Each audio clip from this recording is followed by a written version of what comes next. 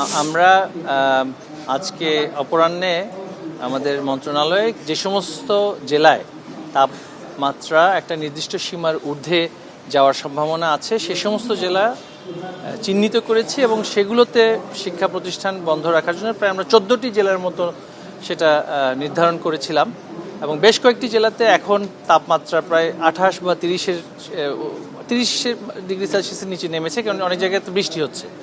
আমাদের যে অবস্থানটি ছিল সেটা হচ্ছে যে সমস্ত জেলায় তাপমাত্রা 30 বা 38 বা 40-এর ঘরে পৌঁছাচ্ছে না, সেই সমস্ত জেলায় তো আসলে শিক্ষা প্রতিষ্ঠান বন্ধ করে দিলে সেখানে শিক্ষার্থীরা ক্ষতিগ্রস্ত হবে।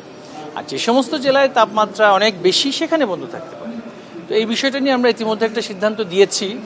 তো এখন একটু আগে শুনতে পেয়েছি যে আদালত থেকে একটা এই বিষয়ে নির্দেশনা এসেছে। আমরা সেটা পর্যালোচনা করে সেটা যদি কপি আমাদের কাছে দেওয়া হয় তখন আমরা বলতে পারবো, কারণ এটা এখন পর্যন্ত সংবাদ মাধ্যমেই আছে।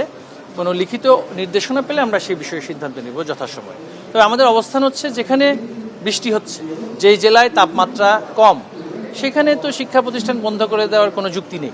সেটা হচ্ছে আমাদের নির্বাহী একটি অবস্থান, নির্বাহী যেহেতু শিক্ষা মন্ত্রণালয় এবং সংবিধান অনুসারে শিক্ষা মন্ত্রণালয়ের হচ্ছে এখতিয়ার শিক্ষা প্রতিষ্ঠান কখন বন্ধ হবে এবং কিভাবে পরিচালিত হবে সেটা সংবিধানে রুলস অফ বিজনেসে এটা শিক্ষা মন্ত্রণালয়কে সেই এখতিয়ার দেওয়া হয়েছে।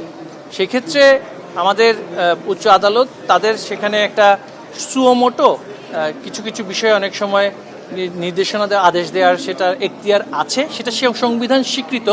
তবে যেখানে ইতিমধ্যে শিক্ষা মন্ত্রণালয়ের সেখানে সাংবিধানিক একটা এখতিয়ার আছে, সেখানে এই বিষয়ে যদি কোনো সিদ্ধান্ত হয়ে থাকে আমরা সেটা অবশ্যই তার উপরের আদালতে আমরা অ্যাপিলেট ডিভিশনে সেটা নিয়ে যাব, কারণ এই বিষয়ে যার যার এখতিয়ার রাষ্ট্রের যে সমস্ত প্রতিষ্ঠানের যে এখতিয়ার সেখানের মধ্যে থাকাটাই সকলের জন্য সমীচীন বলে আমরা মনে করি।